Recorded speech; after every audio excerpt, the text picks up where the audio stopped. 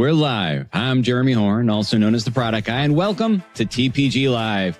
This is a live roundtable, and you're sitting at the table. Whether you're leading a global team or just getting started in product, you have a seat here. So use it. Drop your questions, your perspectives, your challenges into the chat. That's what drives the conversation. That's what makes this different. If someone you know should be in this room, send them the link. There's still time to join. Stay through to the end. The roundtable always closes with something you'll walk away with. Now, let's meet our roundtable. First up is Teresa DePepe. Teresa is a digital product leader with over a decade of experience serving clients across government, healthcare, nonprofit, and higher education. She's currently a program manager at LiveFront, specializing in agentic AI strategy for a wellness client, from measurement frameworks to feature rollout. She's led over 20 customer-centric teams across strategy, project management, and account leadership. Next, we have Sweta Krishnan. Sweta is a business operations and AI transformation leader at Cisco with over 10 years improving enterprise support, commerce, and customer operations. She's currently building AI-powered commerce tools to simplify enterprise on order submission. She holds an MBA in operations strategy, an MS in supply chain and operations, and a Six Sigma Black Belt certification. We're also joined by Surushta Srivastava. Surushta is a product-minded technology leader at Yahoo with over 11 years across reliability engineering, operational intelligence, and analytics. He's known for translating complex technical signals into clear business insights and action-oriented conversations for stakeholders. He holds an MBA in strategy and leadership from India University's Kelley School of Business and is an author and speaker on AI and intelligent operation. Finally, there's Fian Adira. Fian is a product leader with over 7 years shipping software in fintech, B2B SaaS, and identity systems across Europe and the US. He's held roles at Zagino in biotech and Coolbet in gaming and payments, working with both startups and larger organizations. His focus areas are customer discovery, product strategy, and analytical decision-making. Today on TPG Live, how do product leaders balance growth and profitability without sacrificing what makes the product worth using? And what does product judgment look like when the frameworks you relied on no longer fully apply? This session, we're digging into two challenges that are shaping how product teams operate today. Growth creates pressure, ship faster, hit the number, expand the footprint. Every one of those moves a cost. And most teams do not see the trade-offs until the damage is already visible. We're going to talk about how leaders set goals that serve both the quarter and the long term, and how they keep customer trust on equal footing with financial performance while everything around them is pushing for more. Then we're getting into how the playbook is shifting, with AI changing how teams execute and roles increasingly converging. Operating models and strategies that worked 2 years ago feel less reliable today. The process itself is still forming, and the signals are incomplete. What does judgment look like today? Together, let's figure it out. Join us in the chat room and at the roundtable as we discuss all this and much more coming up next on TPG Live. Before we get started, a quick reminder. What you see here on YouTube is only part of the product way. Our Patreon is where serious product professionals go to make better decisions, grow faster, and open new career opportunities. Members get the full experience, proven frameworks and tools you can use right away, expanded TPG Live recaps with actionable strategies that go beyond the roundtable, curated introductions to trusted hiring managers through PM Select, and our exclusive Roadmap to Mastery series, including How to Lead at the Intersection of Product and AI. Members are already landing new roles and solving tough product challenges more effectively. Join them today at patreon.com/theproductway or use the QR code on your screen to become a member right now. Your go-to platform for all things product management, connecting you with industry leaders, trendsetters, and a global community of insights and unique perspectives. This is the Product Way.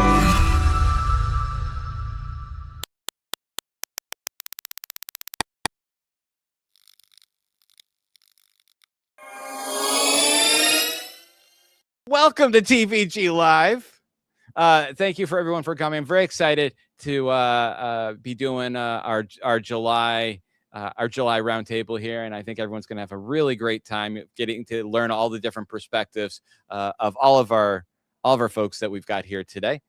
So before we get into it, Teresa, Shweta, Sush, anything you wanted to add about your bio or anything to clarify there?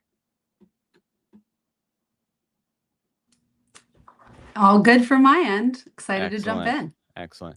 So just before we get started, just one quick announcement for everyone who's joining us here today on whichever platform we happen to be streaming to. We recently released the Google PM Interview Prep Guide, our 2026 edition. It's our first company-specific PM interview guide. It's built we did hundreds of interviews, breakdowns, and it has breakdowns among strong PM candidates for every level, from L4 all the way up to the top.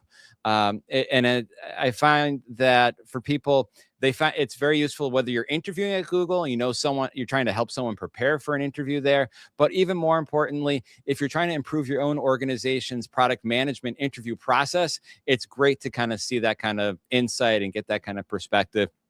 The guide, it's 118 pages, 17 chapters. It's $29 on our store. And for that, you just go to patreon.com/theproductway and /shop. And you can pick it up. You don't even have to be a member, but we'd love you to be a member if you happen to. Every purchase, by the way, it's a great way to support TPG Live. And we have in-person meetups that are free for everyone all around the world. So definitely check it out. It's a great way of not just boosting your own skills, but also helping help us teach and help more people in the process. So with that said, I always love to start with a great question of the show. And today's question of the show, I decided to have some fun with, is that what's a skill outside of product management that helped make you a better PM? So I'm just going to kind of go around the room here and see what everyone's questions is, what questions everyone might have. Oh, and it looks like we have one of our other roundtable people was actually able to join us. So let me add him to the roundtable. Welcome. Can we hear you? Hi. Hello. Excellent. So now we have a really full roundtable. I'm very excited. But Teresa, let's start with you. Let's see, what is a skill outside of product management that helped make you a better PM? Yeah, I loved thinking about this question. Where I landed was planning for group activities. I've kind of always been like the go-to planner for my family, for my friends, in terms of like vacations, birthday parties, dinners, things like that. And I think it's really relevant because there's always just so many different opinions, preferences. You have to wrangle different people. Some people don't respond in time. Like there's lots of things that you're balancing. And I like to just treat it as like a problem to be solved rather than a frustrating experience. So I'm always looking for like really creative solutions that balance the needs of all of the parties involved in what I'm planning for. I'm just like a really innately curious person too. So just trying to find those like creative solutions to be able to meet everyone's various needs is always kind of a fun thing for me to do. And I've really learned over time that you shouldn't just settle for like the first solution or the easy solution, which is really similar to kind of product work. You usually like the first idea that satisfies the constraints just proves that it's doable, but it's not necessarily always the right or best answer for everybody involved. So yeah, planning for groups. Excellent. Shweta. Hey, hi, thanks for this opportunity. So I am very analytical and I kind of try to look at the data as some of the signals to make any sort of decisions. And that has helped me a lot.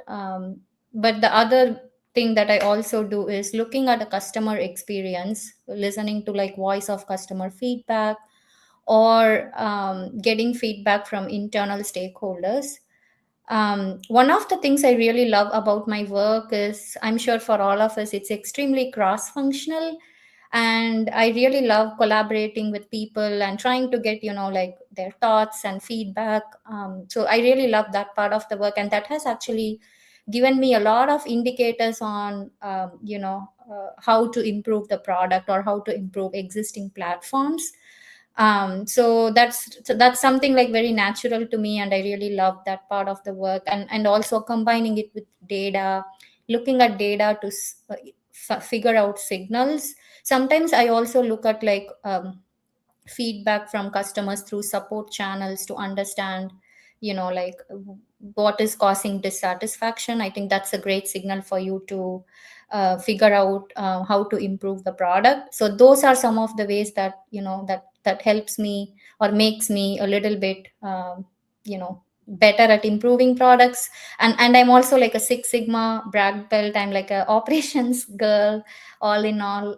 So I love looking and thinking from an operational perspective, like how can we it's not just about launching a product, but thinking from an adoption standpoint. That's the other thing that I look at from a data perspective. Thank you. Sush. Hey, yeah, thank you for giving me this opportunity. And I have some alignment when it comes to data and operations with Shweta. So good, I found a connection as well already. What other skill outside of product management that has really shaped with my product management journey is storytelling. So when it comes to get-togethers, like I've noticed many folks like listening to me without getting bored and tuning out and moving away from the room. So that is something which I have transitioned to data storytelling. Is like, so because a big part of my work involves taking like operational signals and metrics and turning them into something people can actually use to make decisions and make sense of it in a business language rather than core technical terms. So in a lot of recurring reviews, which I do on a monthly basis. So I've learned showing numbers is just the starting point.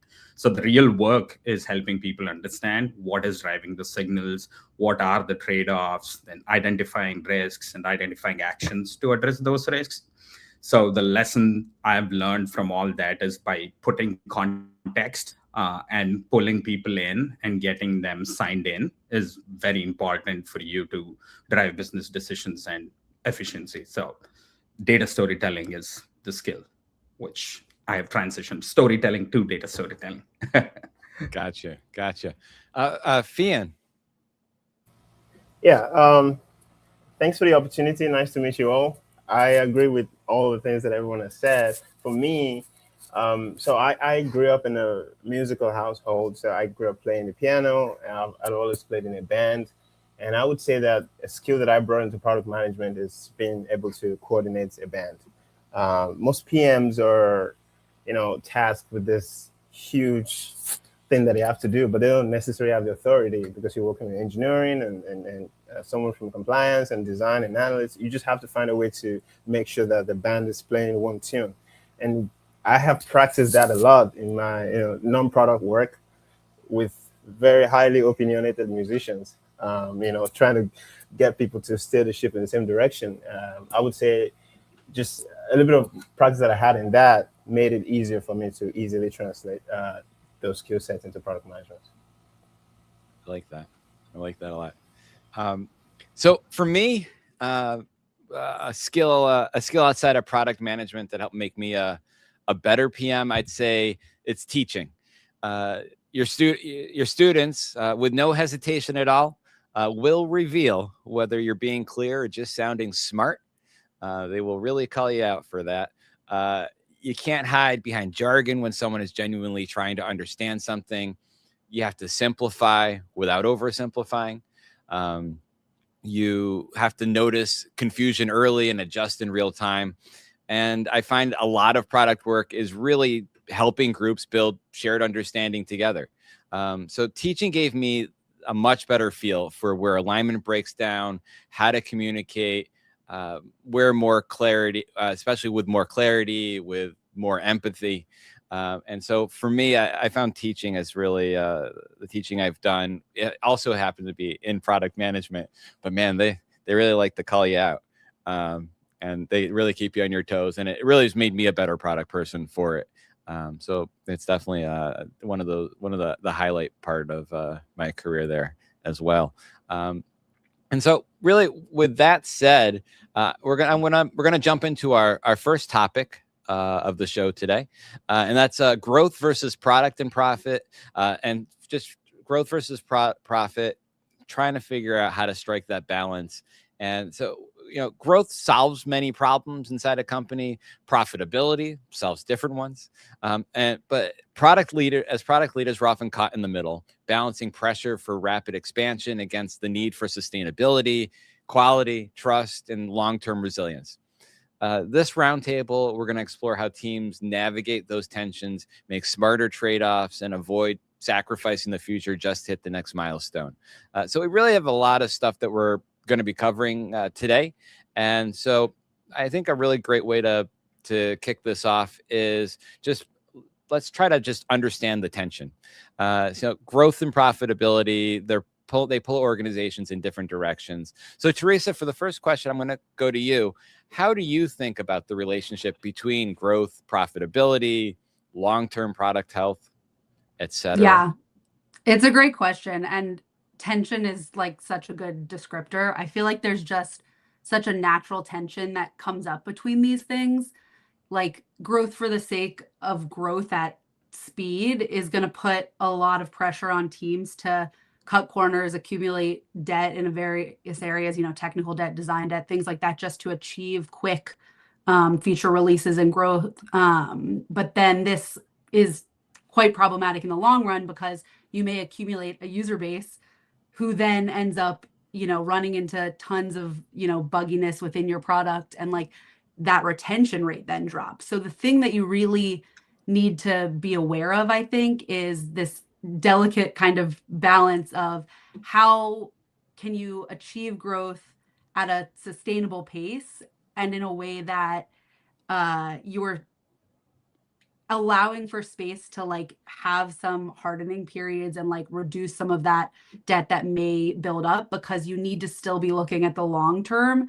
And while profit may spike, like if your users are not happy and if you're not actually delivering a quality product, you're going to lose people down the line. And that could also go for like internal team members. I mean, morale is like such a huge indicator of this.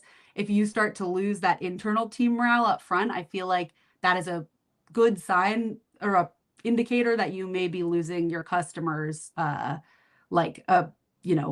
positive feelings towards your product as well. So I think there's like a lot of things here that we could pull out and unravel. So I'm trying to keep it high level, but I feel like there's just such a natural tension in this space. And so you really have to pick where to focus. And like a lot of that does have to do with the organization, what their goals are, are they a startup? Are they a really established organization? Do they have other revenue areas, things like that? Is this, what is this product that they're putting out there? Is it the focus of it to actually grow the business? Is it to create, is it a profit driver? Things like that. So yeah. Good points.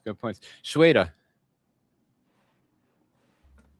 Yeah, I'm here. So from my perspective, the way I think about it is, like previously, like before the AI era, like I'll talk a little bit from a SaaS perspective. Like we used to launch a lot of SaaS products. We were focusing, like a lot of companies would focus on sales, but not thinking too much about adoption, and then that results in churn. But now it's kind of a little bit of a reverse role, like with a lot of consumption credits getting introduced, people are also thinking about adoption, but it may still cause a lot of friction, as Teresa just mentioned, right? Like, is the customer experience really good? I think we need to definitely think about that. And a lot of times, what can end up happening is we may end up creating a lot of manual work for either internal teams to support the growth phase, and then not thinking too much about like scalability or sustainability. So it's really important to take a pause, make sure that whatever products that we are creating, it's not increasing work for anybody. It's actually not only solving the customer problem, but also thinking from a scalability standpoint, making sure that it's basically also creating, profitability. I think that's where, companies can maybe take a pause to, just make sure that it's scalable. It's okay sometimes, when we launch products, it's okay to sometimes, launch it and then work on stabilizing it. But launching multiple products or multiple platforms without stabilizing it is what would be very risky, because the debt will accumulate to a point where, if it's not getting resolved in a timely manner, then it's really hard to, fix it. And this applies not only to products, I would say, like coming from GTM platform, enhancements. I have seen that happen a lot on the, GTM platforms as well, like our commerce portals, where, you launch a lot of things, but you're not stabilizing the portal, which means it would basically lead to a lot of fixes, which is harder the more you push it down. That's what I would say. Yeah. I was smiling because when you said stabilizing the portal, I just started thinking about Stargate. But I'm introducing it to my kids at the moment, so we're seeing how that goes. So no, those are really good points, especially when you're talking about stability. Many companies, they celebrate growth without fully examining the cost of achieving it. What are some of the most common ways aggressive growth targets create hidden problems inside product teams? Sush, you want to take that one? Sure, Jeremy. Yeah, I think this pertains really well with me, because my lens is probably a little different, because most of the work I do is internal and data-driven environments where I may not always sit closest to the customer, but I sit very close to the teams, and that's where Theresa was talking about like team behavior and team morale. So one of the biggest hidden problems with the aggressive growth targets, and I currently see in my operational team, is that it can change the team behavior and create chaos within a team. Like before anyone explicitly acknowledges it, it's a lot of groupthink or like side communications which happen where people are just not satisfied. This team still looks like productive from the outside. Like think like the team will start building a bunch of AI agents for a bunch of different projects, but most of the time they have no clue what PDLC lifecycle or the project registry which they have to follow, or the processes which needs to be followed. So there is a lot of chaos which is created within the team, and then you see a lot of duplication of efforts. It's 4 teams are building a similar product which is solving a similar problem for 4 different teams, and then there is one company-wide communication which goes out which says, hey, this team has built this product, why don't you join the demo? And when you join the demo, you're like, oh, this is exactly what I am building. Like we didn't talk about this at all. So that's one of the biggest problems I'm currently seeing with the by aggressive growth targets. All I can think of right now in the current industry is adoption of AI in our companies, in at least in tech companies like Yahoo. So that is the biggest thing which I see, is that team behavior and chaos and team morale goes down a lot. Yeah. No, I would expect you to see that at places like Yahoo, and I see a lot of that kind of, and then they start competing with each other, and oh man, gets fun. Yeah. Fian, I want to go to you for the next one, and that's how do you prioritize product investments when those growth goals and profitability goals start to compete? That's a good question. I would say that I have not necessarily been in a situation where the 2 goals are competing.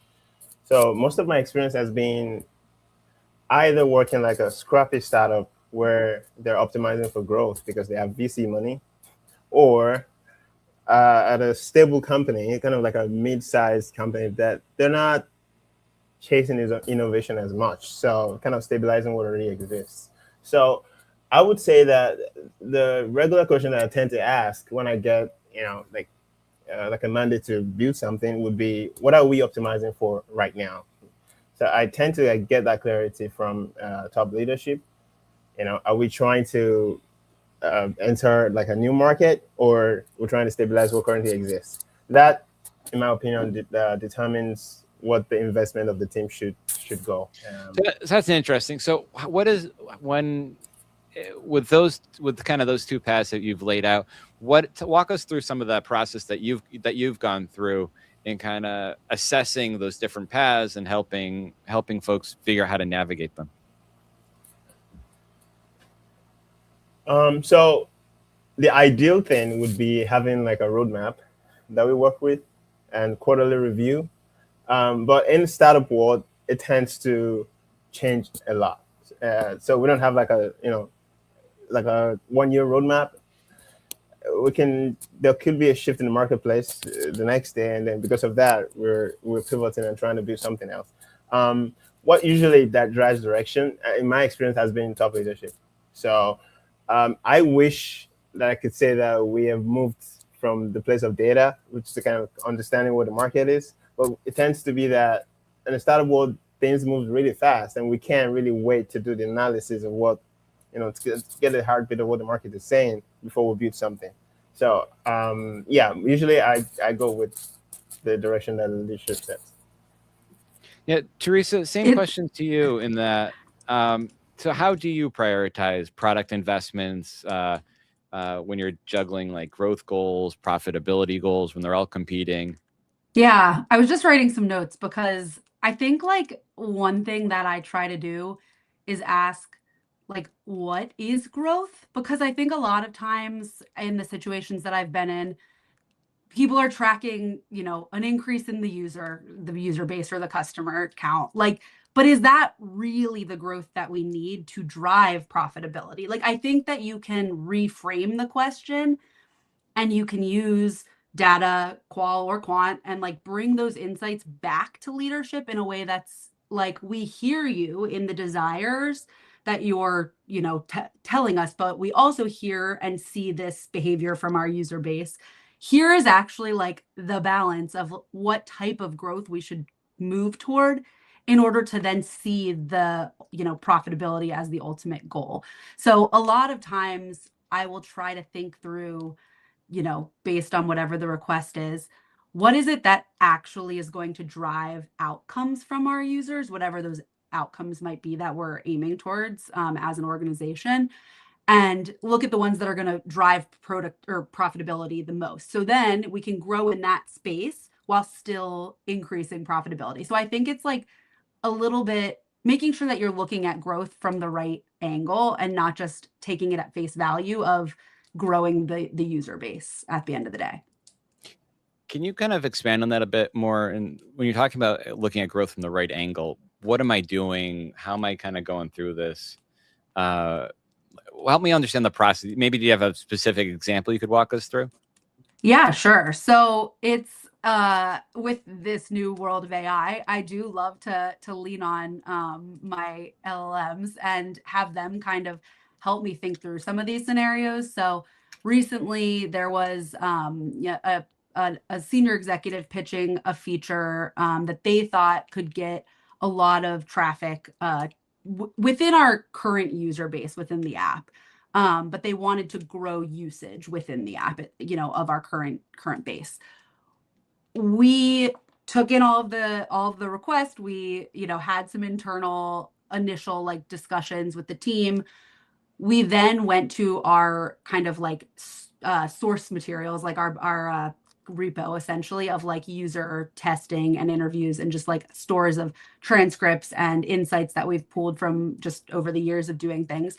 And we leveraged Claude to basically query that and kind of act as like devil's advocate almost of like, here, you should, be a user and think through, would you actually use this feature? What are some of the, edge cases we're not thinking of? What are some of the gaps? So we kind of played that out from like more of a user's mindset. We took that input and then we looked at, okay, if this is the reaction to this feature, what does that actually mean for increasing usage? And what would we recommend back to leadership to then say, okay, let's do an experiment here. We'll test this first iteration of the feature to make sure that we are actually getting the usage versus putting 6 sprints of effort for 3 different squads behind this. Let's do 2 sprints. That's a much lower investment. That's the core functionality. Let's see what usage looks like. Let's learn, let's iterate from there. And if we see that there's no adoption, like maybe that wasn't the right investment. But if we kind of game that out up front, and you can do that so quickly now using AI, you can come to them with, at least something grounded in the reality of what we've heard from users in the past. So it looks like also, I think Sush had something he wanted to jump in with too. Yeah. No, I completely agree with whatever you were saying. And what some of the things is some of the biggest things is at that point we need to ask a lot of questions. Most of the time before building a product, instead of are we growing, it's about what kind of growth are we trying to create. I mean, is the growth, the organization itself, does it have resources to support this? Or do we need to see enterprise solutions for it? And if we do that, is this the value-based growth which is happening, or is the cost exponentially increasing? Because that's the difference between the AI adoption and AI effectiveness struggle, which is going on right now with we are struggling with building guardrails for the AI adoption. So the guardrails right now is the finance team.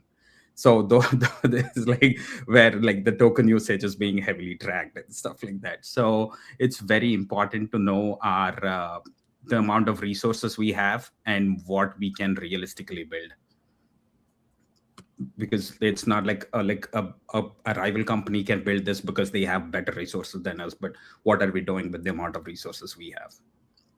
That's I want a quick add to what Teresa was saying.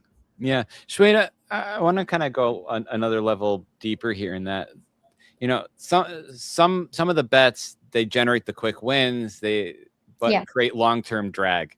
How do you evaluate whether that short-term growth opportunity is worth the long-term cost? Okay. Sorry, could you repeat the question again? Sure. So how do you evaluate whether a short-term opportunity is worth the long-term cost? Yeah, definitely. I think more from a scalability standpoint, right? So when you are building any product or platform, the way I think about it is, if it's creating a lot of drag, like a long-term drag, then it is okay to create it in the interim, but we have to go back and fix it, because we cannot have a product or a platform where you continue to have this sort of operational friction, causing customer dissatisfaction. And when I talk customers, it could be internal customer, external customers.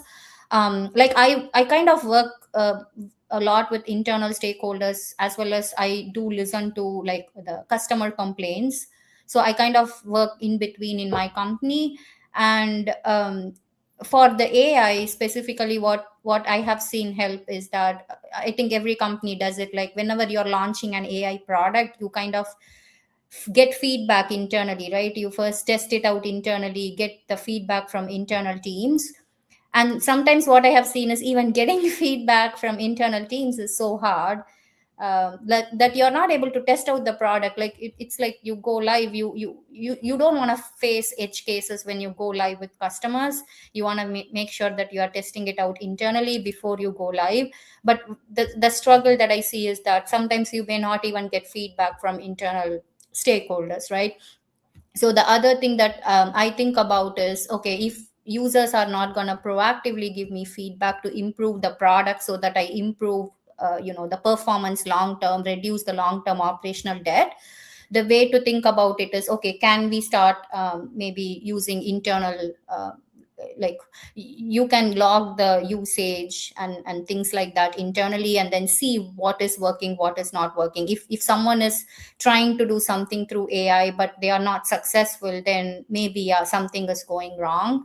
So logging those issues proactively, and then you go talk to the stakeholders, and then you try to improve, I think that makes it a little bit easier. But at the end of the day, I would say everything depends on the usage, especially when it comes to AI product. The drag usually comes because there are so many edge cases that keeps coming up when you are kind of productionizing an AI system. So it's not completely avoidable, but I think we will get better as we roll out more production based systems.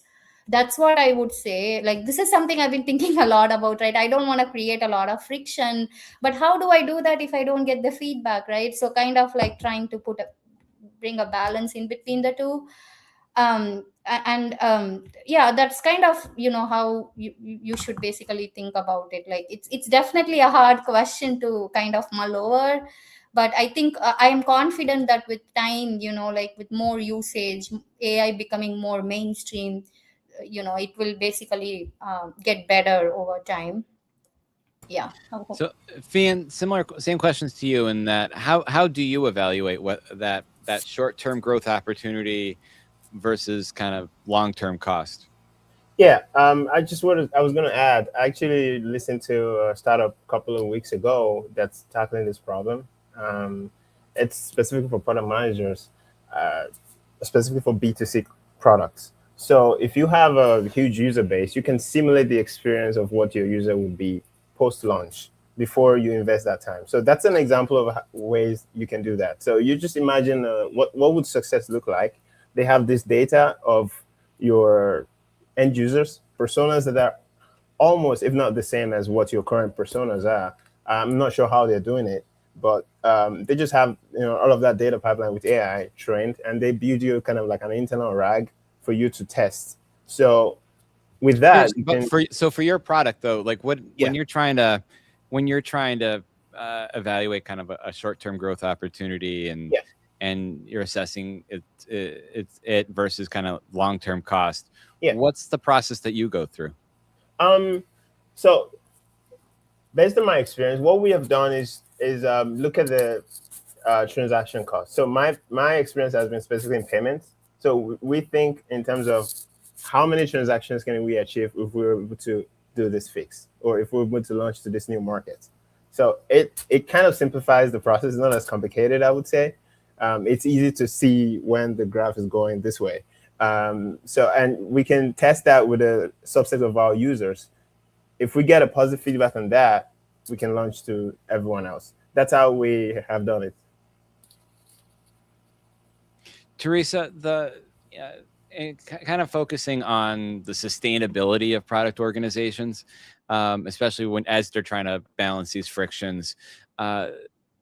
Obviously, we all have to think beyond the next quarter. What practices have you found help teams balance those immediate business pressures with long-term resilience? Yeah, I think that building iteratively in a way that is reversible or scalable, like not investing in quick solutions that are not the right solutions, just for the sake of getting something. So only invest in the right things. Oh, just do the right thing always, and that's the answer. But I think like the iterative nature of it is so important because of that, because you can get something out that you can at least get some like directional like feedback on. So are we moving in the right direction? Should we continue to invest in this, or should we pivot? Should we just drop this? Like, I think so many people get sucked into like the sunk cost fallacy and like just want to keep putting their eggs in the basket that they're already putting their eggs in, but it's that isn't always the right decision. And sometimes you have spent a quarter working on something that you realize is not actually worth the squeeze, and you shouldn't keep investing in that just to, I don't know, put makeup on a pig or whatever the saying is. Sometimes it's actually way more impactful to decide that was not worthwhile and switch gears based on those learnings. So I think like really being iterative, really being open to learning, tracking, your user like satisfaction, any data that you can get, any user conversations you can have.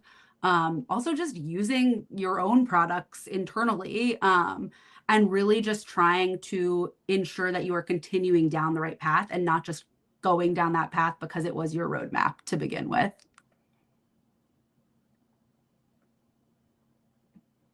Shweta? I loved Flynn's and Teresa's thoughts on this. Just quickly, one thing I would add is you whatever measurement systems are in place set up by the organization, that drives every single action, right? So if your measurement is basically how many features you are going to deliver, then people might cut corners, deliver easier features. Like they may focus on the volume rather than the customer value. So it depends. Like I feel like a lot of times setting the right goal and understanding, like it shouldn't be like a top down driven metric approach, but rather I think it should be collaborative, where top and bottom, they kind of talk to each other, come up with a metric that makes sense from a customer perspective, and then you take it to your QBRs. I think then it will make sense for everybody. Like I think like just going by the number of features or something like a volume based metric is what might create a lot of these issues.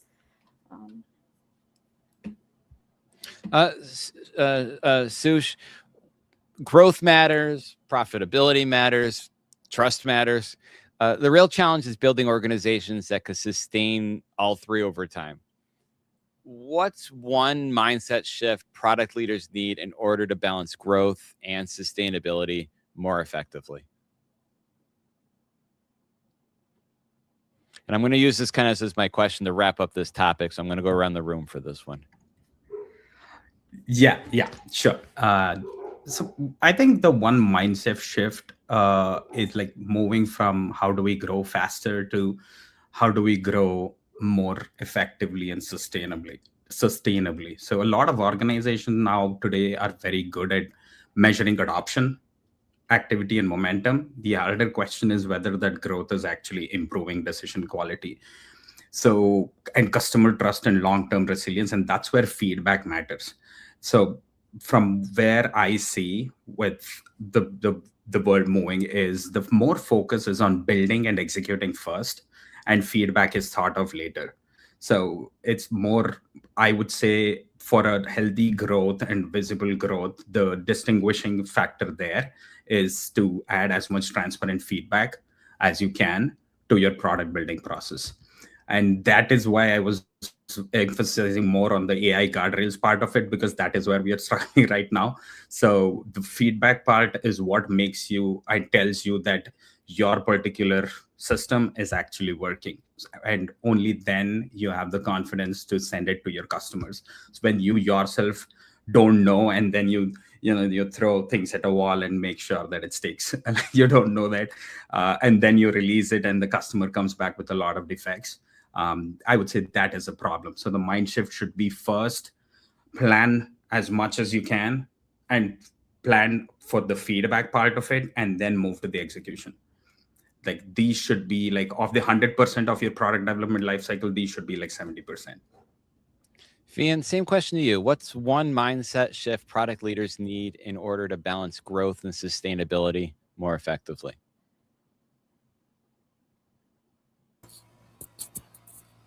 I think empathy is one thing that gets talked about a lot. It would be very important here. I think it's good to admit that you don't know everything. I think that helps the team build trust. And I've heard the term that trust compounds faster than growth. So if I have to say what is one mindset shift that product people should have to build a sustainable team, it would be being empathetic towards other team members, in the sense that you admit the things that you don't know. Shweta. I would say having like a stable foundation is important, and simplicity is also important. Sometimes what we end up doing is we creating a bunch of products when it's really not needed, like, and then we have to kind of EOL them, make sure we don't see people are adopting to it. So I think simplicity is really important, so that you are able to scale faster and also like grow both your revenue as well as the profits. So that's something I would say. And then the next thing I would say, piggybacking on what Flynn said, right? Like, you don't know everything. So as like when you are working on like improving a product or building a brand new product, it's important to get perspectives from different people, especially now more than anything with AI. Like you can easily launch a lot of products and features. Like the cycle time to launch a product has come down, but the defects is where people are struggling a lot, right? Like, you launch product quickly, but then to stabilize it, that's when it's harder. So this is where I think being collaborative, right? At least talk to internal teams, stakeholders who know more about it, like getting multiple different perspectives, thinking about AI governance, like Sush mentioned. So those, like getting perspectives internally from different stakeholders helps you to think of scenarios that you haven't thought about, and then making sure you're building on that and not like thinking about it later and causing more defects, which increases more cost. So that's again another thing I would say, like, be collaborative, talk to different people internally, talk to your customers to get feedback, so that you are able to build a stable, sustainable product. Teresa. Yeah, I think I agree with what everybody's saying. I really do truly believe that like making sure your foundation is solid is such an important piece of this puzzle, and like ensuring that you are always keeping capacity to address bugs, to do like kind of business as usual type enhancements to keep that foundation really solid. But I think one big mindset shift that I've had working on an AI product for the last year or two is just the increased importance of moving testing earlier in your process, and like really ensuring that you have solid guardrails in place, that you do have automated evaluators, things like that are constantly running as you release new code. Because in this non-deterministic environment that we're living in, like there are so many things that could be impacted down the line by like one change that you would not expect to touch something like over here in your code base. So I feel like I've had to really shift, and the engineers on my team have really had to shift to this like testing up front, creating a testing infrastructure that can help protect us from any major regressions or concerns in the product. So that's been something that, it used to be like QA at the end, but now it's like everyone is testing and you got to test from the beginning. That's been a huge shift. That's good. So we have a question from the off-screen part of our roundtable, and the question is: as AI accelerates, do you see it primarily as a tool that increases the risk of chasing short-term profitability, or is it actually helping teams better model and balance long-term stability? So let me throw it up to everyone, the whole roundtable that we've got here on the camera, and who would like to jump on that?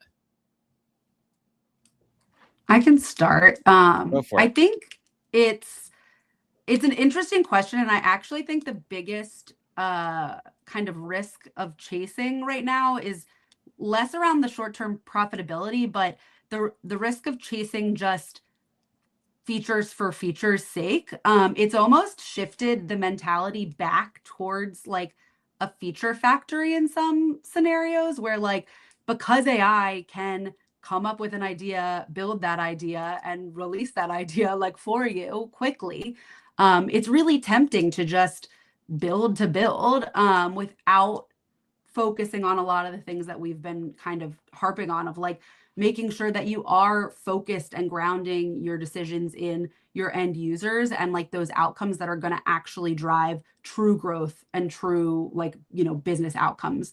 And so I think like if you use it well, you can create a system that supports those things. But I think we'll get into this probably in the second topic, but there's so much ambiguity right now, and there's like not a framework around these things. And so having to kind of keep that in mind while you're learning, exploring this new frontier is tough. And I think you have to be like very intentional about the way that you use it. And how you have let your teams, use it. There still has to be some structure around it, or, you can go off the rails pretty quickly. Yeah, so I know all about going off the rails pretty quickly. What what is, you say if you use it well, how? Like, can you be a little bit more specific Yeah. there? I Like, mean, that's, and I think how that's are still you a question. keeping everyone, how are you keeping it everything on track and ensuring that Yeah. it's not just becoming the short-term risk booster?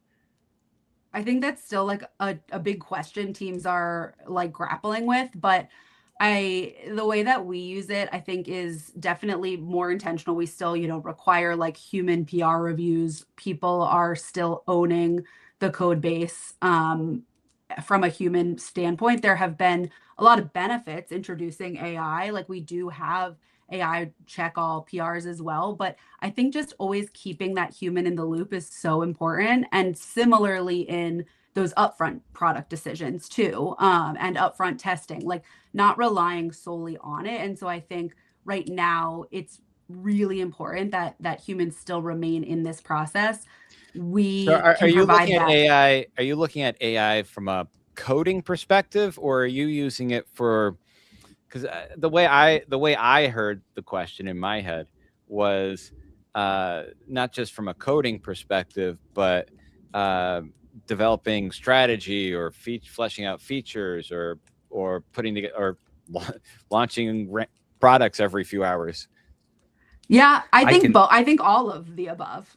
It's doing all of those things, and I think I have found it to be genuinely helpful in a lot of scenarios, in terms of product strategy and planning and, aiding in delivery, just in terms of like creating epics and breaking them down into stories, like more of the just day-to-day type of tasks. Like it is helpful, but even so, I can't just tell it to do that and let it run. Like you have to check what the outputs are. You have to push back. You have to question. Like there is still a big need for a human in the loop and at all points in the AI kind of process, in my experience. Yeah, they're rehiring a lot of the laid off folks right now. I understand. Sush, it sound like you got something you want to jump in on. Yes, yeah. I wanted to jump in on the part where you were addressing as well about generally when we use the term AI, I feel AI literacy is important all in every rung of the organizational structure because like in my experience, most of the time when we talk to our leaders or when we are supposed to talk to our reportees, all we say is, oh, you said initially that this feature will go in, be developed in 6 months, but now you have AI, so you can do it in 3 months. But then it's like that shows a little lack of AI the complications of AI and how they function together, and how all the different tools fit together as a workflow rather than as an independent enterprise tool. So if when the bottom up the complications of building with AI is relayed bottom up, the top down strategy also has to have a certain degree of AI literacy in it, just so that they understand the difficulties of the development team and what they are going through. So if all this works in unison, I definitely think it will help teams better model and balance long-term stability. Otherwise, it is an increased risk when the expectations are something else and the reality is something else. Excellent. Shweta. Yeah, I think the way I think about using AI is manifold. I think, like everybody mentioned here, you can use it for analysis, like creating documents, or doing like a summarization. Even in your day-to-day work, like everybody has to do a lot of analysis, like prep work before you're like even getting to a point of launching a feature. So I think that's where AI helps a lot. Of course, we have to validate it. We have to have our own business understanding. We cannot just blindly go by what AI says, but it does help in that sense of cutting down the development time, cutting down the analysis time. So it does help drive the growth faster, profitability faster in if you use it that way. And then there is another aspect of building AI tools internally, for internal teams to help them do a lot of their day-to-day work, or building AI products for support organizations so that they can do their work faster. And when it comes to that, what used to happen before is like there used to be so many different people building products without even like talking to each other. Like I think Sush, you mentioned something about people developing multiple products for the same thing, and then like when they talk about it, they're like, hey, yeah, I have this product, you have the same product. I think that used to happen a lot, but now like now because everybody is enthusiastic, right? Like everybody wants to build an AI product, of course. But then now I also see that in my experience, I see that companies are getting smarter about it. They are thinking about the technical debt, and they are building like maybe a central team, like a center of excellence team, who will basically like you can still build a product if you want to, but then it's all basically tracked so that everybody knows that someone is already working on that product. And that helps because you're not wasting a lot of people's effort into building the same product, and at the same time it's like you are building an enterprise grade product now instead of like just building something local. And if you do it that way, like yeah, definitely it's going to help the teams balance both the short term, long term in that sense. But if you are just like doing it locally and everybody is building the same product, then yeah, that operating model needs to change so that everybody can use AI in a beneficial way. Sounds like Yahoo might be able to benefit from some of that. Cool. So I'm going to jump into, we're going to transition over to our trivia segment. So in a moment, I'm going to tell everyone, I'm going to share the question for our trivia question. Now, whether you're as part of our on-camera roundtable or in the chat room or in part of our off-camera roundtable, listen to the question. Think about the question. Feel free to make comments, but don't say the answer. I'll get to the answer in our show after this. At the end of our second topic, and we'll do the big reveal then, and then I'll ask who knows the answer, and we'll see how everyone's doing. So with that said, let's get to the trivia question of the show. Which popular video platform was originally designed as a video dating site? Once again, which popular video platform was originally designed as a video dating site? Excellent. Hey, StreamYard unmuted me this time, so that's nice. That's nice of StreamYard. So everyone, for our next topic, we're going to go into product judgment without the playbook. And so I want, right now, as I think we're all feeling it at every level in product management, product teams are facing decisions that really no longer fit inside these frameworks that we've spent years developing and refining and improving and perfecting. AI is changing that execution. Roles are blending. Signals are really becoming are increasingly incomplete. Teams still need to make decisions, align stakeholders, move forward. So I want to spend some time now with the roundtable, with the people in the comments, really exploring this topic of our product playbook. And so many teams still use frameworks built for more stable conditions than the ones from more stable conditions than the situations we're facing today.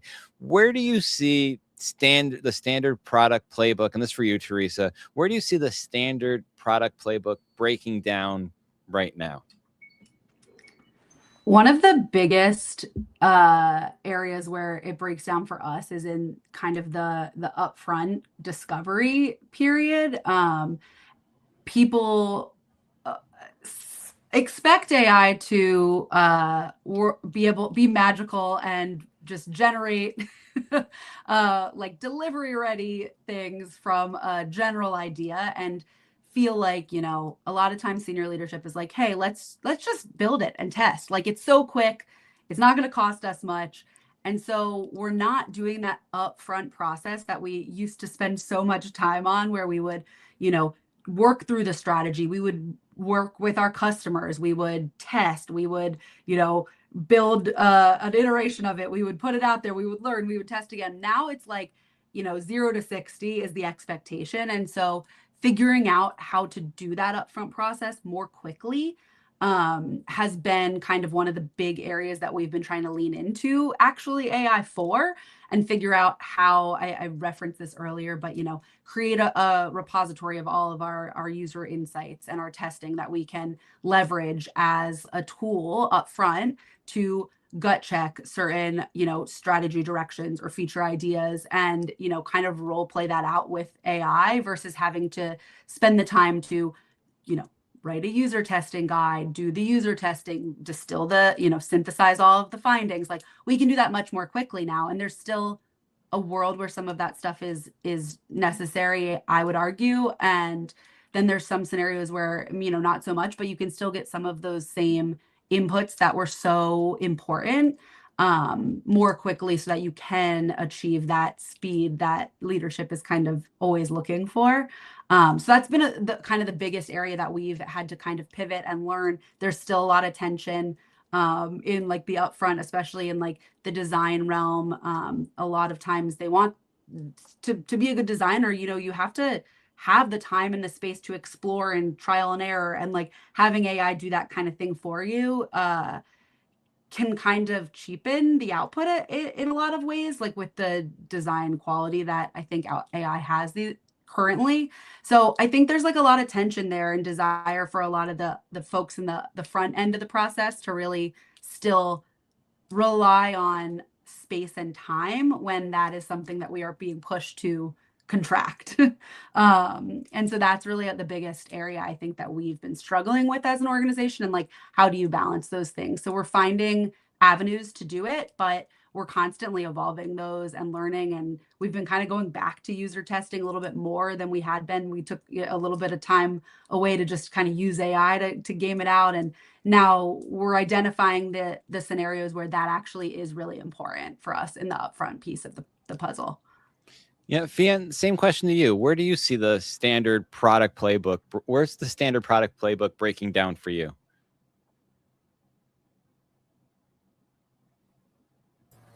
So I would say that with the help of AI, roles are morphing into each other much more than before. I just see that there's so much more things in the backlog than usual, because ideas come from everyone these days. And there's an overlap of, someone from customer success also has built something that they've written some code, and then they have this new idea. For me, there's no. I mean, initially, I didn't think that there was one place where ideas come from, but it's just there's an overload of that now. It's what I'm currently doing with. It's so much more input, and so much more people that I have to say no to, and that I have to explain why that is. It might not be a big problem as to what like product playbook breaking down, but that's what I'm dealing with.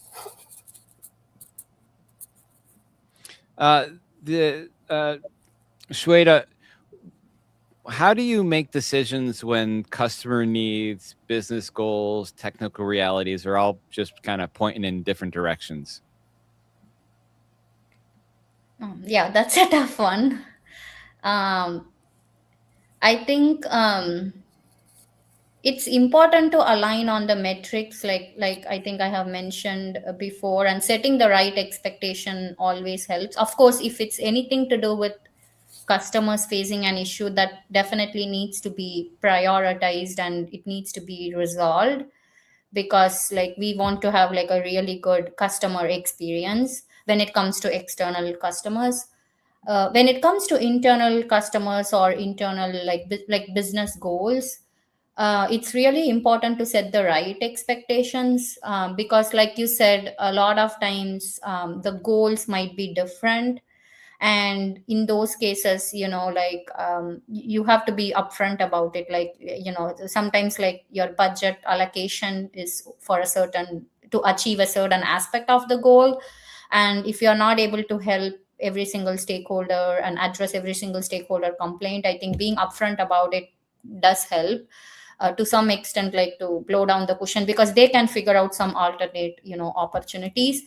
Having said that, I would also say that with AI now I'm seeing a lot of like previously there used to be like a central team who will manage all of the feature enhancements. But now with AI, I think what people are doing is, even if you're not enhancing in your enterprise level solution, they think about, okay, what can I do short term through AI, which is a quick thing, and thereby like I can address my pain, and at the same time the company doesn't have to invest too much into it, and you can focus on your business goals, but at the same time the internal customer is able to figure out like alternate paths to kind of get their thing done. So that's kind of what I see as happening today. Uh, Definitely, I there are times when it's really good, where everything you can, like sometimes what happens, especially for me, because my work is extremely cross functional. One of the things that helps me to achieve some of my outcome is when you talk to these different stakeholders, like from the finance, product, sales, you shift your goal to match with their goals.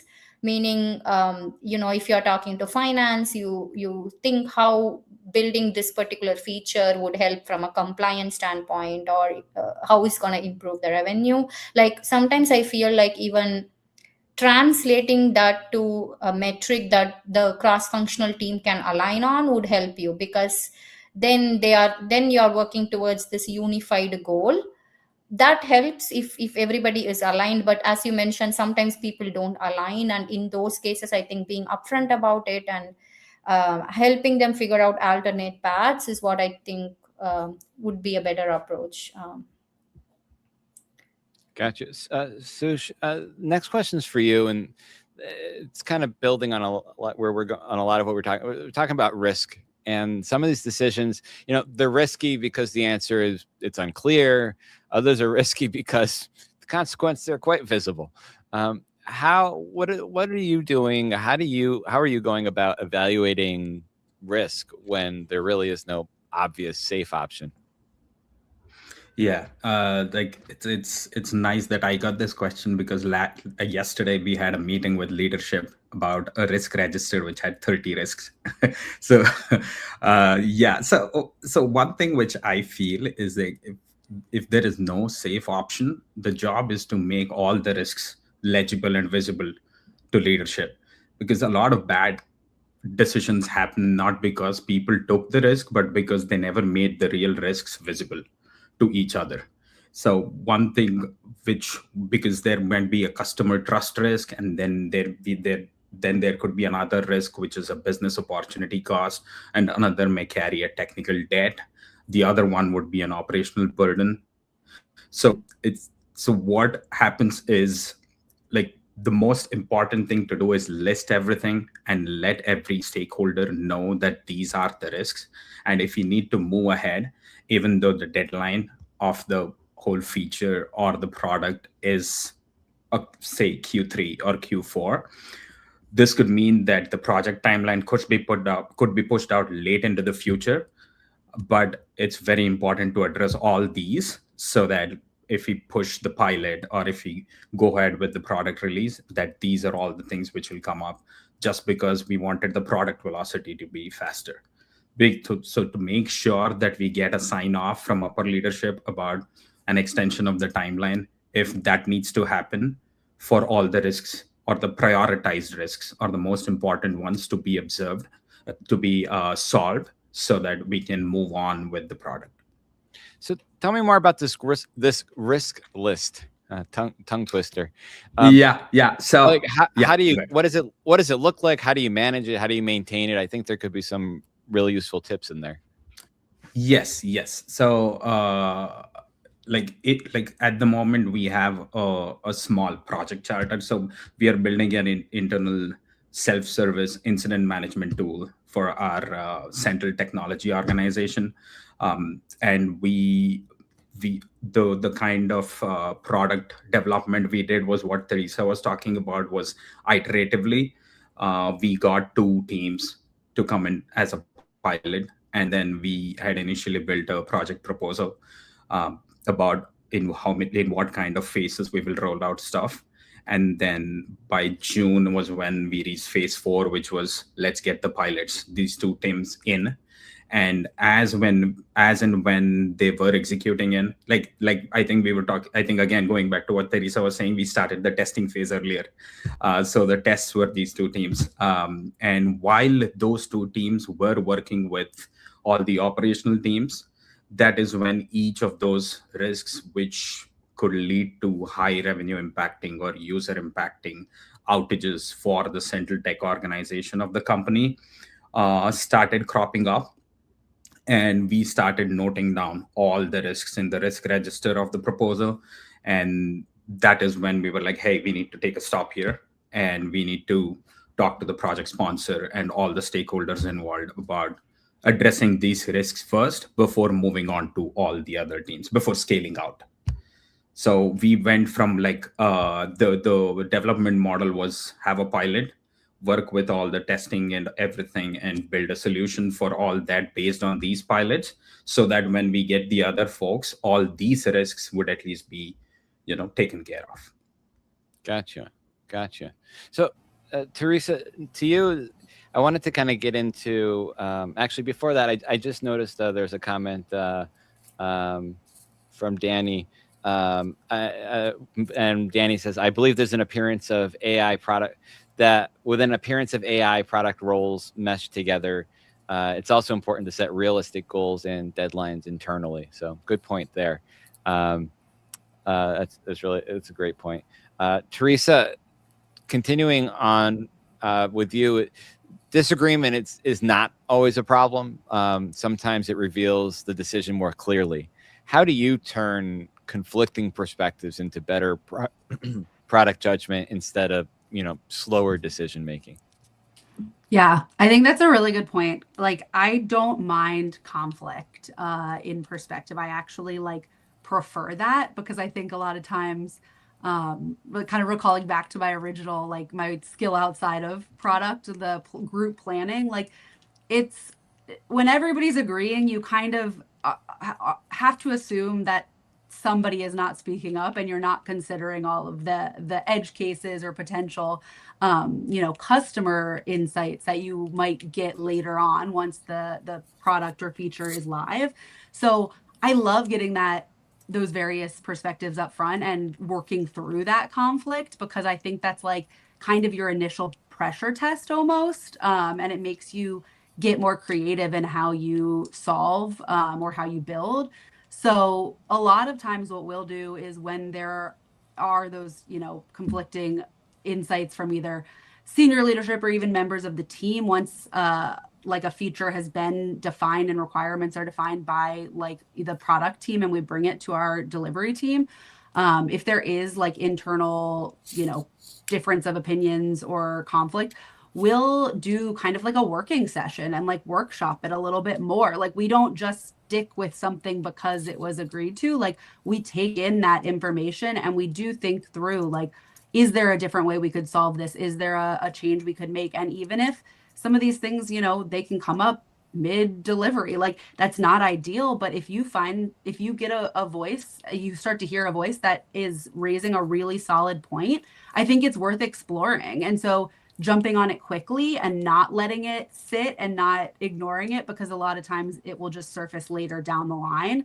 So I like to just face it head on, have the conversation. If there needs to be a structure, then do some, workshop, a brainstorming, kind of creative, Crazy Eights type. You come up with a bunch of different ideas all at once, and you kind of, come back together, vote on what people think is most interesting, ask questions, challenge ideas, and you can get a group to kind of really rally behind something when you give everybody power to have a voice and give their input in those sorts of conversations. So I think just approaching it head on and really letting people lean into it and giving them a platform to have the conversation has been really powerful. Interesting. But I guess I get nervous when I hear working sessions, or I think people get nervous when they hear working. They do. So how do you turn those how do you make it so those working sessions aren't turning into just slowing everything down? Yeah, it's a really good question. I think you have to go in with a really tangible, like you need a plan, you need the outcome that you're aiming towards. You don't want to get sucked into different rabbit holes or go down very, different, go in different directions. You want to make sure that you're constantly kind of bringing the group back to like what the goal is. And I use those tools when I think something is really, when we're getting perspectives or there's a conflict that I think is really going to be a valuable working session. They're repeating their own words to them. You give them some rationale from metrics, from qualitative inputs from your users, from what you're like seeing, and you try to kind of shift their perspective in a way that maybe doesn't fully change their perspective, but maybe you come to like a bit of a consensus. And because we have that information so readily available, and we can kind of game that out like with an AI tool or even within a product team who is so close to the user information and the metrics, like you can usually do that within a matter of days, and there's still usually some foundational elements you can be delivering in the meantime. So like you just kind of have to make sure that you're not allowing your team to totally pause while you're sorting out some of those things, because a lot of times there's parallel work or there's upfront work that can be happening. So I think there's like different levers you can pull depending on the scenario that you find yourself in. Yeah. So continuing that, what other practices help teams, and this is for you, Shweta, what other practices have you found help teams make judgment calls together, without pretending everything can be reduced to a score? Yeah, that's a good question. I think in my experience, what I have seen is making sure everybody understands the goal that we are trying to achieve is really important, and ensuring that everybody aligns on the goal helps a little bit, like for the teams to make better judgment calls. And one of the other things I would say there is bringing data, right? If you bring data to the table and show them that, hey, this is the reason we are doing it. This is what we can achieve through this new product or a feature. And also, like, you can talk a little bit about how much revenue it's going to bring, how much cost it's going to reduce, things like that. So, but bringing data to the table helps a lot, because now, like, you are not trying to give your opinion, but rather you are basing everything on a fact, on data. And that usually calms people down. Like, people are like, yeah, I get what you're trying to do. So that's definitely what I really find helpful. And then the other thing is also not having enough understanding about maybe the end-to-end workflows. Like, for example, I work a lot on the commerce platforms, trying to build or improve our go-to-market motion. And what I have seen, and I do a lot of enhancements in that. And what I have seen is, like, if people don't have enough understanding of that end-to-end workflow, that's where, a lot of confusion might come up. So making sure that you are explaining that to them clearly, or demoing the product so that they understand, and also calling out the risks, and what is feasible, what is not feasible, so that they have a good understanding of what is possible, what is not possible in that given timeline.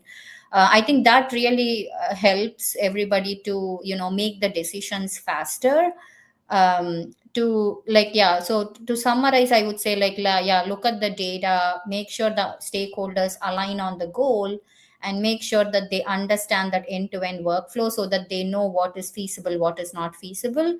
And whichever is not feasible doesn't mean it will not be delivered. Like, it probably might be taken up in a different phase of the delivery, but making sure that they understand is important. Gotcha. Sush, how do you, what are you doing to help teams build better judgment over time, not just make one good decision? Yeah, that's a great question. Two things come to mind for me here. It's like, one thing I think, which already I alluded to, was like, I think teams build better judgment through constant and consistent feedback, which I had already spoken about. And once that happens consistently, there is a certain amount of consistency which is built through the process. So a certain kind of trust is built into the process.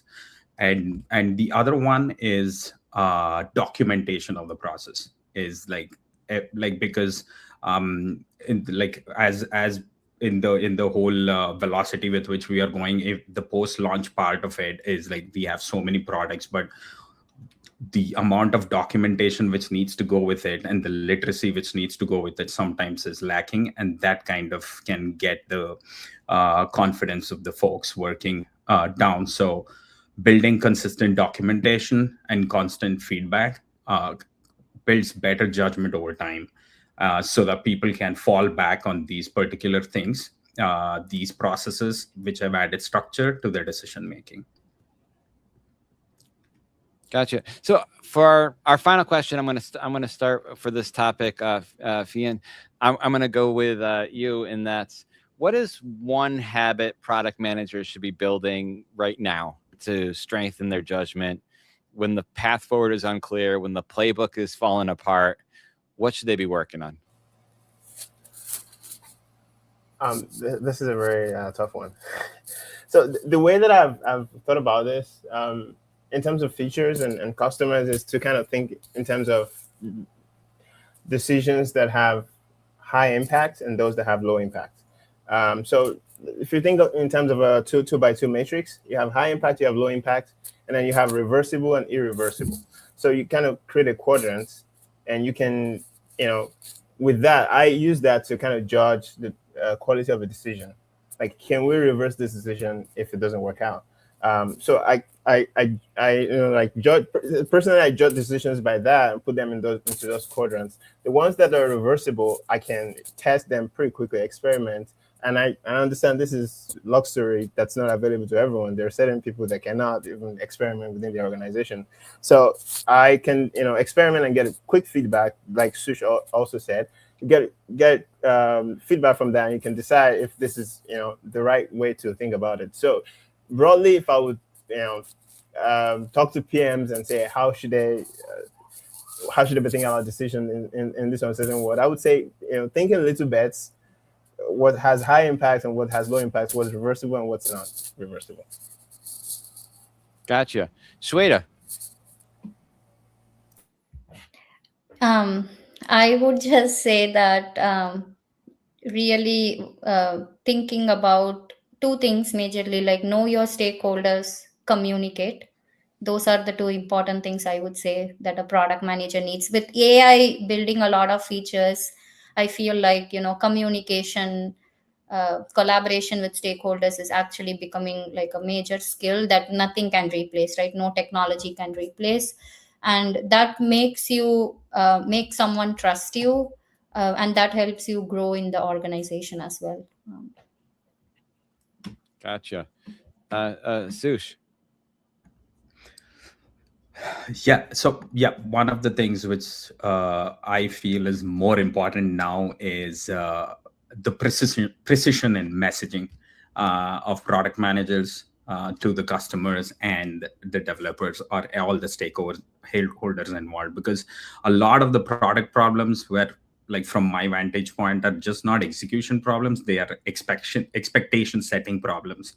So when teams are not careful about how they describe the value, maturity, or scope of a product, they create room for over promising and under delivering.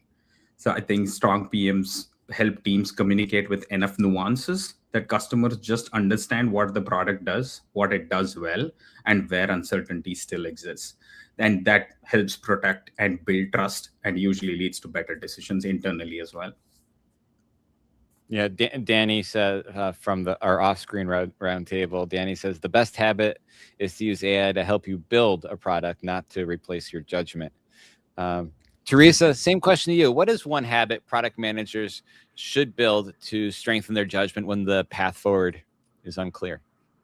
Yeah, I think one thing that I have been leaning into a lot lately, especially in this world where things are moving so quickly and you are having to switch gears so often, and you're getting kind of caught in like this delivery mindset a lot because you're getting the pressures to build more quickly, is to actually like take a step back and either to no one, to myself, to a friend, to someone in my organization, either in a similar role to me or not, I'll play it out. Like I will explain to them what the scenario is and what I'm considering. And sometimes just talking through it for for me highlights, and to another person especially, will start to highlight areas where I am not as, sure about a decision, or where maybe there are cracks in our strategy or decision making. And so I think, to me, it's like taking that moment to really think it through, think about the kind of worst possible outcome, best possible outcome. Have we accounted for all of those scenarios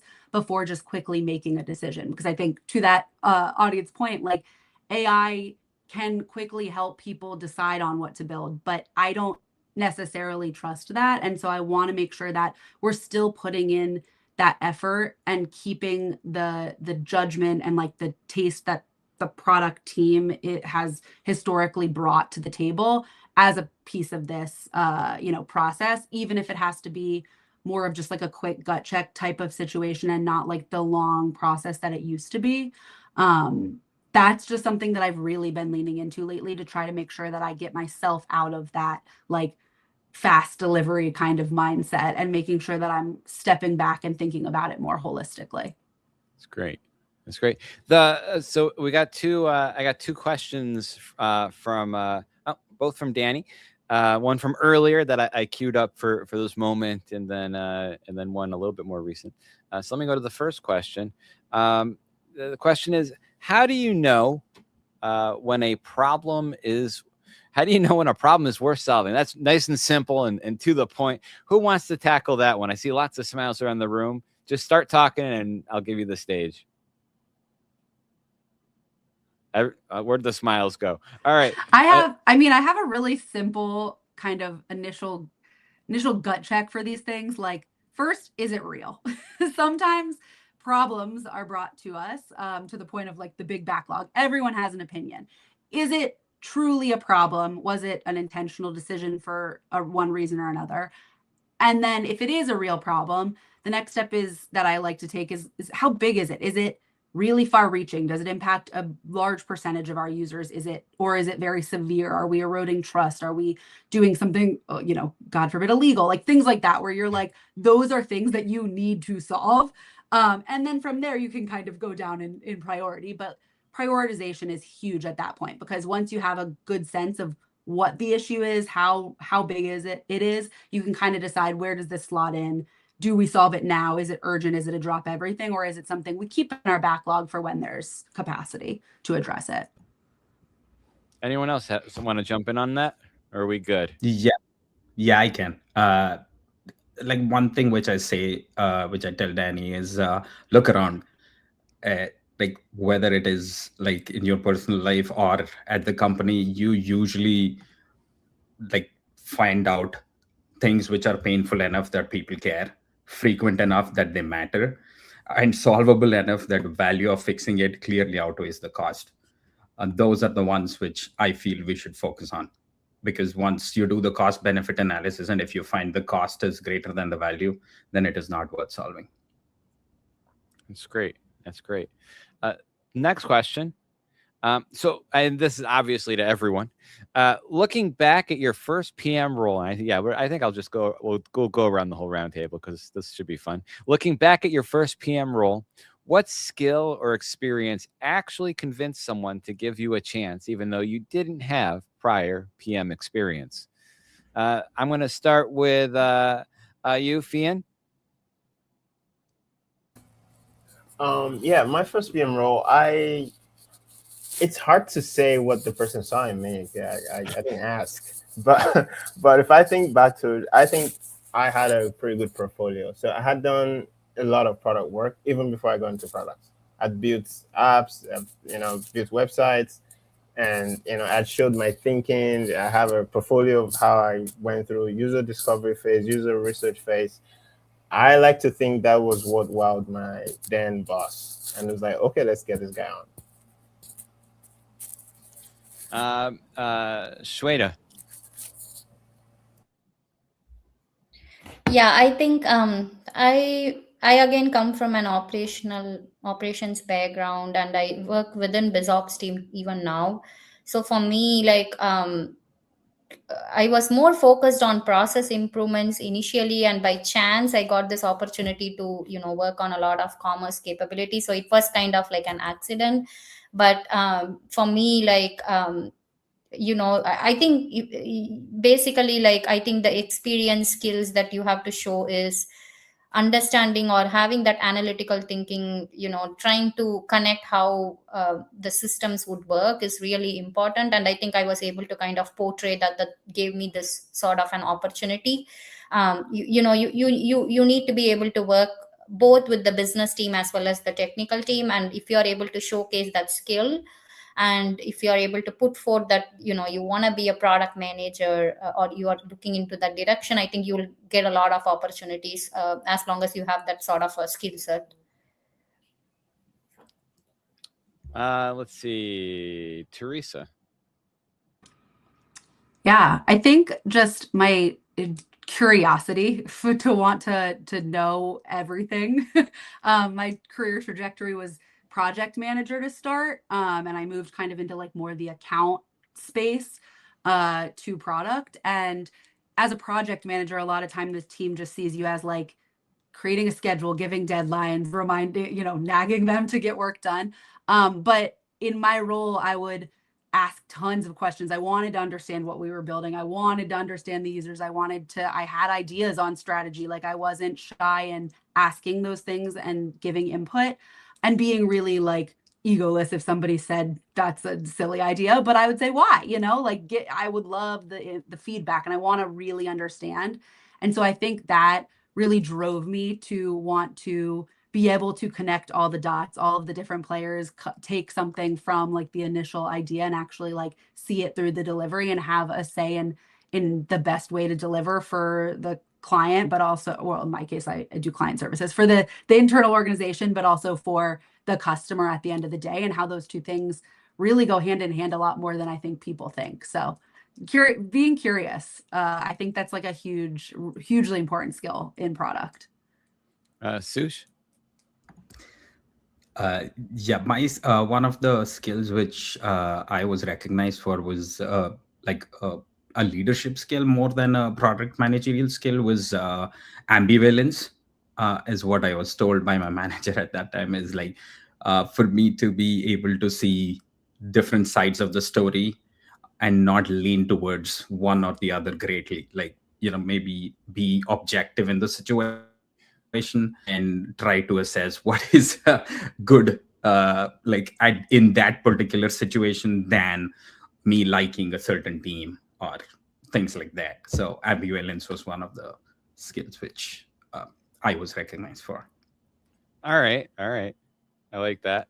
I'm trying to think for myself. So I'd already done a startup or two before my first product job myself. But I think I'm trying to remember. I remember how the interview ended. But I think if I had a guess, I think it was I had a track record of just kind of trying to find difficult problems and solving them. And so I remember at the end of the interview them saying, well, the job you came in for, I don't think that's the right one for you, but we'd like to create a job for you. And we'll follow up with you shortly. And so then I think that job became VP of new products at some company that I don't think they exist anymore. But it was a 20 million user company at the time. So I think for me it was my problem solving skills, and you could kind of see it kind of jumped off the page on my resume, because all you saw was like lots of all over different places, different markets, different types of customers, but you could just see I always kind of looked for the really hard problems. So I think it was the problem solving that kind of came across for me. I think. So with that said, we kind of wrapped up our second topic, which brings us back to the trivia question of the show today. And so now, just as a quick reminder, here's the trivia question. Which popular video platform was originally designed as a video dating site? Once again, which popular video platform was originally designed as a video dating site? All right, so let me open this up to everyone. on screen in the chat room, who has the answer? Anyone? You can actually say it out loud now. YouTube. YouTube. Okay, YouTube is one of the answers we're hearing. Any other guesses? I like something like, I don't know, Twitch, like live so that you could like interact more. I don't know. All right. Twitch. I feel like there Twitch has is to be an another. element of interaction for dating. Yeah, Danny says YouTube as well. Any other guesses from our round table here? Guesses, or you go, hey, I know. No, nothing. All right. Well, so back in February of 2005, there were these 3 former PayPal employees. It seems like everyone was a PayPal employee at some point. I feel left out. They founded this new startup. The original idea for the startup was basically the tagline was "Tune in, hook up," and so the concept was basically a video dating site. Users were supposed to upload videos introducing themselves to potential dates. Almost nobody used it as it was intended, as it was supposed to be used, as they said. And so basically the founders just opened up the platform to all kinds of videos. And so the rest basically became internet history, became the world's largest video platform. And that answer is YouTube. So very good for everyone who said YouTube. Not so good if you said Twitch. Sorry. So that's great. I finally had a question where people knew the answer. So I'm getting better at my trivia questions. I'm feeling pretty proud of myself right now. I should just call it a show. No, wait, we still have more. There's more I want to get to here today. And so with that said, I know everyone on our roundtable, they come with a piece of advice. And so I'd like to we're going to go around the roundtable and get a little piece of advice from everyone. I'm going to start with you, Teresa, for your piece of product management advice. All right.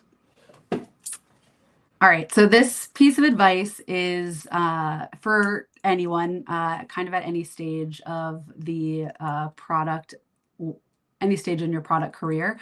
My piece of advice is that, we've talked a lot about how AI has kind of collapsed a lot of the process into a much quicker timeline. It's collapsed, the cost of building in terms of time and effort. But I think the big area of opportunity here is that when those things speed up and get cheap and easy, the decision making and the judgment calls that you make as a product leader is really where your advantage is going to lie.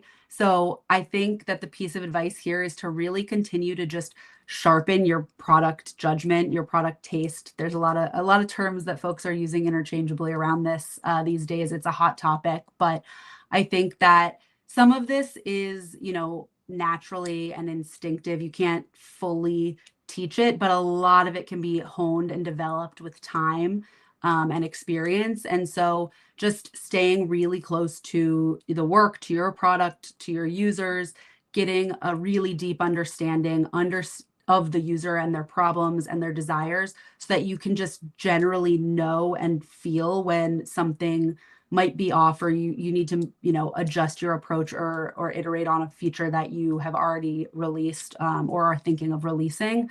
You can have instincts, but if you don't know your actual user, they're not going to really, serve you in that role. You can, some habits that can help kind of sharpen that would be, really thinking about these things in your just day-to-day life when there's a product that you really enjoy that gives you like a surprise and delight moment.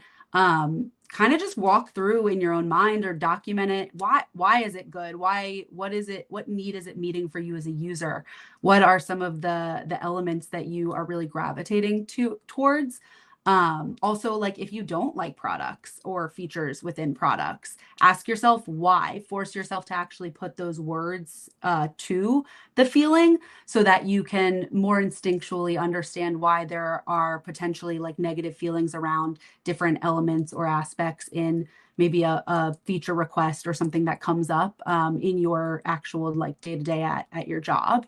I think this habit can then help in this world of AI.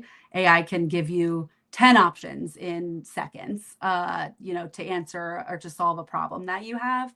So you really need to be able to know the problem that you're solving, know who you're solving for, and understand and kind of walk through the pros and cons and what you can expect from each of those scenarios. And that's just like building that muscle over and over again is kind of, sharpening your gut instincts and your general just inclination toward some of these things.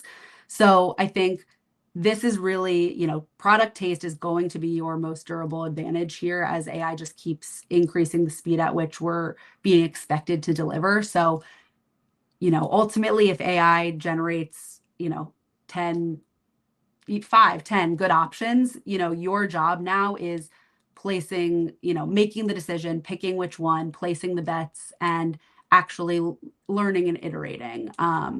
Also knowing what to ask for and push back on. So there's a lot of practice you can have just in your personal endeavors, interacting with digital products. We all do that so many times a day. And then in your business role as well. So that's my piece of advice. Keep sharpening your product taste. Excellent. Anyone want to add to that? Or if not, I'm going to go over to Shweta. All right. Shweta, you're up. So the past, 7-8 months in my company, I've been building a AI commerce portal, and it's been like quite a journey. I felt like my work increased with this AI product. Usually people say the other way around, but a lot of times I think people think that AI will make it all easy, but it will make it easy if you just think end to end about the entire life cycle of the product. The way product management used to be before is you think of like a creative way to build a product, you launch it, you'll have a normalization period for a month or so, you fix all the defects, and then you're done, you move on to the next feature. But now it's kind of a little bit reverse, where you're able to quickly launch the products, but then stabilization is what takes a lot more time. And I've had my share of work in that area.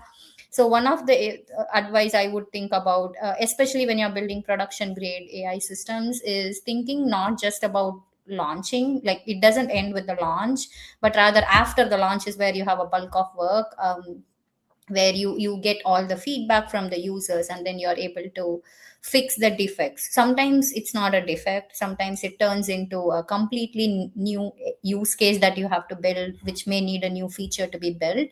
So I think having a really good understanding of what is feasible, having a good logging and monitoring mechanism in place is really, really crucial, because then instead of spending a lot of time troubleshooting, you can actually fix the defects faster. And I have had my share of experience in that area for the past 7-8 months, learned a lot. So I would just say that think end to end, don't think only up until launch, think how you can actually ensure you're able to cover as many use cases as possible. And when you're not able to do that, like in my case, I wasn't able to cover every single scenario and every single edge case, because I had a lot of edge cases in my scenario. So the other way to think about it is, build a very good monitoring mechanism in place so that you're able to catch it quickly, fix it, and keep improving the adoption of the product. Excellent. Anyone have anything they want to add to that one? Nope, going once. All right, Sush, you're up. All right, thank you. Yeah, one product management advice I would like for folks to take away today is in data and analytics, because I am a data analytics guy. So I want to focus on that. So one major advice, which I really want to give to product managers and product teams who are surrounded by data, dashboards, feedback, competing priorities, but then still feel like decision making is harder than it should be. So one thing I've learned is that having more signals does not automatically lead to better decisions. And a lot of teams are not lacking data. I mean, there is so much data now. All they're lacking is a shared understanding, a shared semantic layer, a shared semantic definition. They have dashboards, they have metrics, they have user feedback, support trends, business pressure, and now AI generated summaries, as we were all talking about, is like making it so easy for us.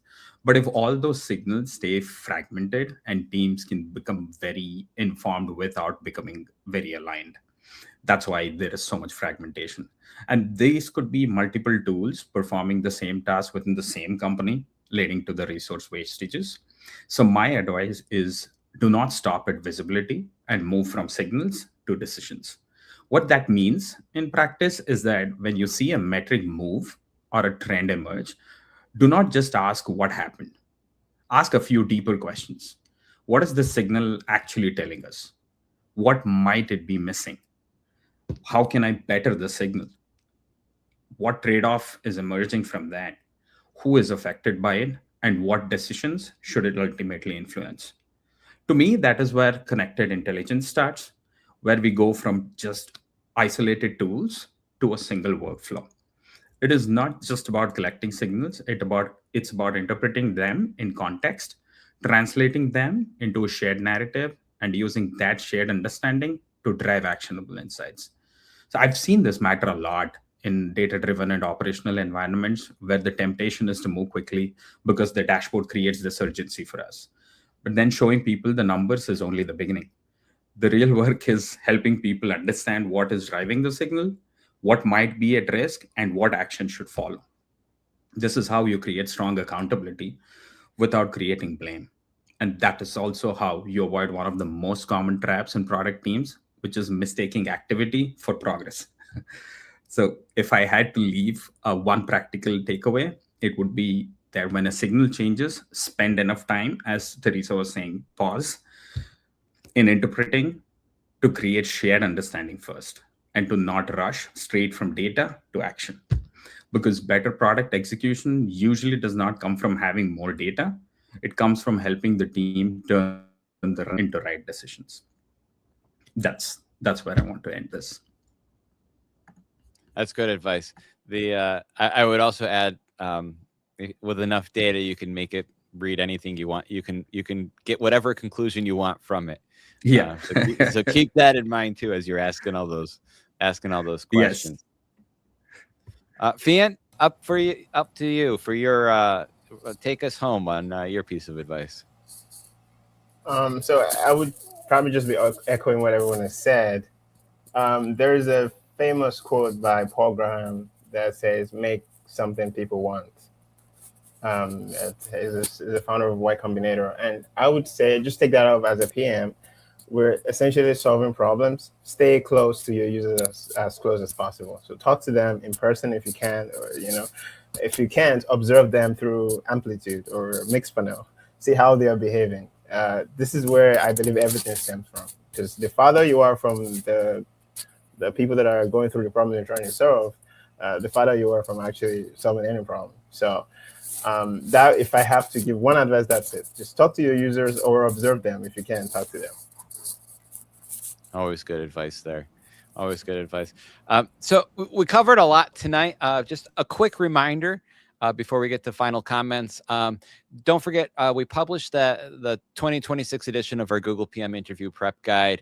It's available now on our Patreon, The Product Way, which is our membership subscriber side of the product group. So the patreon.com/theproductway/shop. You can go check it out there. Every purchase supports TPG Live and all of our in-person meetups all around the world. We have around 40,000 members globally. So please help support all the really great work and all the great people who have been joining us. With that said, I'm going to go around. I'm going to go go around the room and just see if anyone has any final comments as we wrap up. And also as you give your final comments, observations, etc., to let people know how they can get in touch with you. Teresa, we'll start with you. Yeah. We'll appreciate everybody who's listened and participated today. Some great questions have come up from the audience. So thank you so much for engaging. I think my kind of in summation, I would say, stay curious, know your users, and question and really intentionally use AI. Those are kind of a lot of the key takeaways for me. You can find me on LinkedIn. It's just, I think you'll put it in the show notes, but LinkedIn, it's /T DePepe is my last name. And then also, if you are looking for a new role, you can check out our website at livefront.com. We're hiring for product roles right now. So feel free to take a peek. Excellent. Yeah, send me that link. Send me that link as well. Everyone's LinkedIn are in the show notes already. But yeah, send me that link and we'll try to get that out to folks as well. Let's see. Shweta. Hey, I really enjoyed this roundtable today. Nice meeting all of you and really great questions. Thanks for engaging. I think, I think everybody is now leaning towards AI, and I think I would just end with this, right? I mean, it's product management is always like a learnable skill. I think everybody is doing product management these days, whether they call it that way or not. Like everybody is trying to reduce manual work and build automation. So that to me is product management. So yeah, definitely stay curious, as Teresa mentioned. You can always read articles, keep yourself up to date, and you can always find me on LinkedIn. My name is Shweta Krishnan. I work at Cisco. And I come from this background of business operations. So if you have anything about business operations, product management, feel free to reach out to me. And we at Cisco are also hiring. So again, I don't know, it's a big company, a lot of roles open up. So if you find anything, feel free to let me know. Thank you. Awesome. Fian. Yeah. Thanks, everyone. It was nice having this chat. I really enjoyed it, and thanks for engaging. Stay curious, stay in community. I would say there's a lot of PM community around you. I would like to believe, though it's very hard to get up to date on what's happening with AI or anything just by yourself. So there's some parts of this that you might not even know about. So stay in community. Join PM teams, join places where you can get to know what's the latest, and that's what I'm going to leave everyone with. I'm also available on LinkedIn, so if anybody has any questions, you can shoot me a message there. Excellent. Sush. Yeah. First of all, thank you so much, Jeremy, for giving me the opportunity to share my insights. I really enjoyed this conversation and the perspectives of all the Roundtable members today.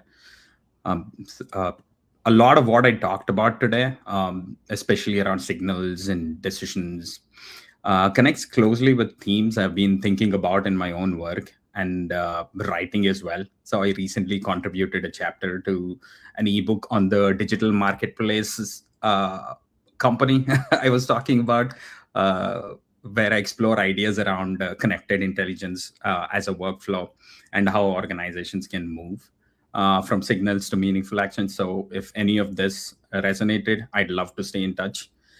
Please feel free to connect with me on LinkedIn, and I'd be happy to share the book with you as well. And yes, Yahoo is hiring as well for product management. So when you contact me, do let me know as well. I'll be happy to refer you.